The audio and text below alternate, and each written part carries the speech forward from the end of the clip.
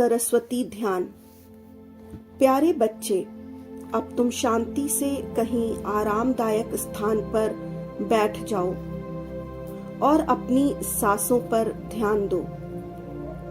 अब तुम अपनी आंखें बंद करके कल्पना करो कि तुम एक बहुत अंधेरे कमरे में हो और तुम्हें चलने में भी परेशानी हो रही है। तुम टटोल टटोल कर चल रहे हो, तभी तुम्हारे हाथ में एक चीज आती है। तुम अंदाजा लगाते हो कि ये क्या चीज है, तो तुम्हें पता चलता है कि ये किसी दरवाजे का हैंडल है। तुम समझ जाते हो कि ये किसी दरवाजे का नॉब है। उस नॉब को घुमाते ही तुम्हारी आंखें रोशनी से चकाचौंध हो जाती हैं। उस दरवाजे के पार तुम्हें एक ऐसी दुनिया दिखती है जहां रोशनी ही रोशनी है। तुम उस दरवाजे से अपना कदम बाहर निकालते हो और चलने लगते हो। वहां की धरती पर हरी हरी घास है, आसमान बादलों से भरा है, हवा में शुद्धता है। तुम लंबी सांस भरते हो और चलने लगते हो। रास्ते में तुम्हें चींटियां दिखाई देती हैं। तुम और आगे बढ़ते हो तो तुम्हें गिलहरियां दिखाई देती हैं। कुछ ही दूर पर तुम्हें ज़ीब्रा और जिराफ दिखाई देते हैं। तुम और आगे बढ़ते हो तो तुम्हें हाथी दिखाई पड़ते हैं। तुम और आगे बढ़ते हो तो तुम्हें सुंदर मोर नाचता हुआ दिखाई पड़ता है। पर तुम तो एक तालाब की खोज में हो, क्योंकि तुम्हें पता है कि मां सरस्वती कमल के आसन पर बैठती हैं। और कुछ दूर जाते ही तुम्हें एक तालाब दिखाई पड़ता है। वहां बहुत सारे कमल के फूल खिले हैं। तुम्हें विश्वास हो जाता है कि मां सरस्वती यहीं कहीं पास में ही होंगी। तुम थोड़ा और आगे बढ़ते हो तो देखते हो कि एक स्थान पर मां अपने कमल के आसन पर विराजमान है। तुम बहुत आनंदित होकर मां के पास जाते हो। मां सरस्वती भी तुम्हें देखकर बहुत प्रसन्न होती हैं। वह पूछती हैं कि बेटा बताओ, यहाँ क्यों आए हो? तुम मां से कहते हो कि मां, मैं आपसे ज्ञान का वरदान मांगने आया हूँ। मां सरस्वती कहती हैं कि क्यों नहीं बेटा, मैं तुमको ज्ञान का वरदान दूंगी, परंतु इस वरदान को पाने के लिए तुम्हें ये प्रतिज्ञा करनी होगी कि तुम प्रतिदिन एक समय पर पढ़ाई करोगे और ज्ञानार्जन के लिए एक समय निर्धारित करोगे और प्रतिदिन पढ़ाई करोगे, चाहे कुछ हो जाए, चाहे ऋतुएं कैसी भी हों, चाहे गर्मी हो, सर्दी हो, वर्षा हो या शरद ऋतु ही क्यों ना हो, तुम पढ़ोगे। हाँ, कभी कभी तुम विराम ले सकते हो और विश्राम भी कर सकते हो। तुमको वचन देना होगा कि तुम ऐसा ही करोगे। इसके बाद तुम मां से पूछते हो कि मां, आपके हाथ में किताब भी है और वीणा भी है, ऐसा क्यों? तो मां तुम्हें बताती हैं कि बेटा, जब तुम पढ़ते हो तब तुम्हारा बायां मस्तिष्क काम करता है, परंतु जब तुम कोई रचनात्मक या कलात्मक कार्य करते हो तब तुम्हारा दायां मस्तिष्क भी काम करता है। और जब व्यक्ति के दोनों मस्तिष्क काम करते हैं तब वह व्यक्ति अपनी तार्किक और रचनात्मक कला का प्रयोग करके उत्तम परिणाम प्राप्त कर सकता है। इसलिए बहुत आवश्यक है कि तुम पढ़ाई लिखाई के साथ कोई रचनात्मक या कलात्मक कार्य भी करो, चाहे वो नृत्य सीखना हो, संगीत सीखना हो, कोई खेल खेलना हो, सिलाई करना हो, कढ़ाई करना हो या बुनाई करना हो। और एक बात मैं तुमको बताती हूं कि मेरे वरदान के साथ साथ एक वरदान तुम्हें और प्राप्त होता है, जो कि मेरी बहन लक्ष्मी जी के द्वारा तुम्हें दिया जाता है।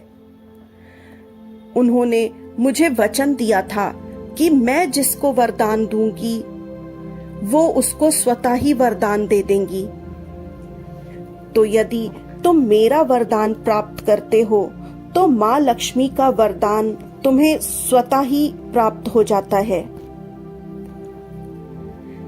तुम माँ को धन्यवाद कहते हो और फिर माँ से पूछते हो कि माँ, आपने कमल को ही अपने आसन के रूप में क्यों चुना?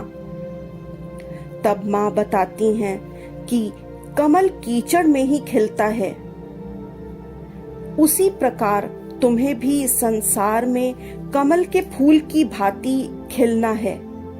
संसार में चाहे कितनी भी बुराई व्याप्त हो, तुम्हें उनसे अछूता रहना है और अपनी अच्छाई बनाए रखनी है। फिर तुम माँ से पूछते हो कि माँ, आपने अपना वाहन हंस को ही क्यों चुना?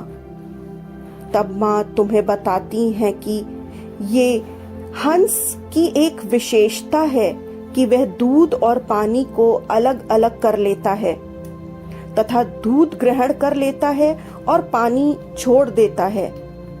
इसी प्रकार तुम्हें भी ये विवेक होना चाहिए कि तुम संसार में व्याप्त बुराइयों को त्याग दो और अच्छाइयों को ग्रहण करो। फिर तुम माँ से पूछते हो कि माँ, आप सदा श्वेत वस्त्र ही क्यों धारण करती हैं? तब माँ तुम्हें बताती हैं कि श्वेत रंग शुद्धता का प्रतीक है और ज्ञान से बुद्धि की शुद्धता प्राप्त होती है, बुद्धि का परिमार्जन होता है। फिर तुम माँ सरस्वती को धन्यवाद देते हो और वापस जाने की अनुमति मांगते हो। माँ प्यार से तुम्हारे सर पर हाथ रखती हैं और कहती हैं, विजयी हो बेटा, और सदा अपने ज्ञान का उपयोग स्वयं के उत्थान और समाज, देश और संसार की भलाई के लिए करना। तुम माँ सरस्वती के पैर छूते हो और वापस आने लगते हो। रास्ते में तुम्हें पुनः वही पशु और पक्षी मिलते हैं। तुम जब मोर को देखते हो तब तुमको ये ज्ञान मिलता है कि मोर के पैर कुरूप होते हैं, फिर भी वह उन्हें देखकर दुखी नहीं रहता, अपितु जो सुंदर पर ईश्वर ने उसे दिए हैं उन्हें पाकर आनंदित रहता है और नृत्य करता है। इससे तुम ये सीखते हो कि जो भी ईश्वर ने तुम्हें दिया है उसे पाकर आनंदित रहना ही अच्छाई है। तुम आगे चलते हो तो तुम्हें फिर वही चींटियां दिखाई देती हैं। वह एक के पीछे एक चली जा रही हैं, लगातार मेहनत कर रही हैं। इसी प्रकार तुम्हें भी लोगों के साथ एक होकर रहना है और पूरे समाज के लिए कार्य करना है। फिर तुम्हें ज़ीब्रा दिखाई देता है।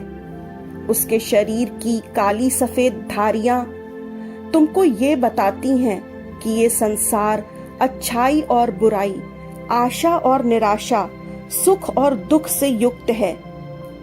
तुम्हें भी दोनों को अपनाकर जीवन जीना है। जैसे ये ज़ीब्रा अपने शरीर से कोई एक रंग नहीं निकाल सकता, उसी प्रकार तुम भी कोई रंग अपने जीवन से नहीं निकाल सकते। उस द्वैत में सामंजस्य बैठाना ही जीवन है। जब तुम थोड़ा आगे चलते हो तो तुम देखते हो हाथी अपनी सूंड से काम कर रहा है। वह आगे पीछे के पैरों से काम नहीं कर पाता, तो वो सारा काम अपनी सूंड से ही करता है।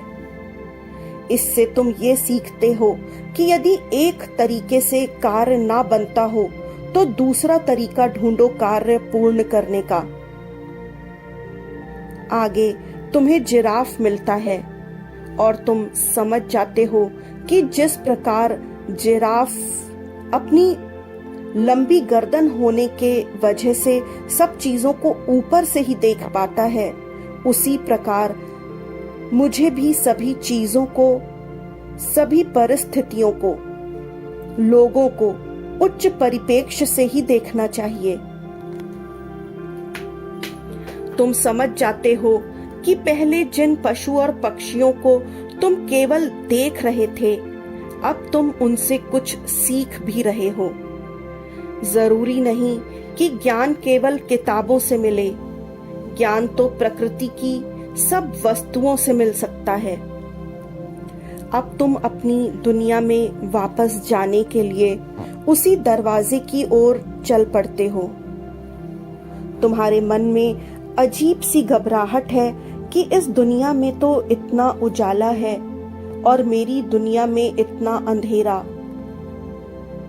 तभी तुम दरवाजे तक पहुंच जाते हो और नॉब को पकड़कर दरवाजा खोलते हो और आश्चर्यचकित रह जाते हो ये देखकर कि अब तुम्हारी दुनिया में भी उजाला है। तुम समझ जाते हो कि माँ सरस्वती के ज्ञान के आशीर्वाद से अज्ञान का अंधेरा मिट चुका है।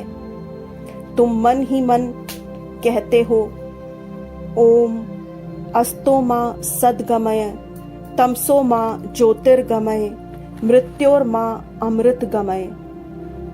तुम अपनी कुर्सी मेज पर पढ़ने बैठ जाते हो और स्वयं से निश्चय करते हो कि मैं प्रतिदिन पढ़ूंगा और ज्ञानार्जन करके स्वयं का, समाज का, देश का, संसार का भला करूंगा। ओम सरस्वताय नमः। ओम सरस्वताय नमः। ओम सरस्वताय नमः।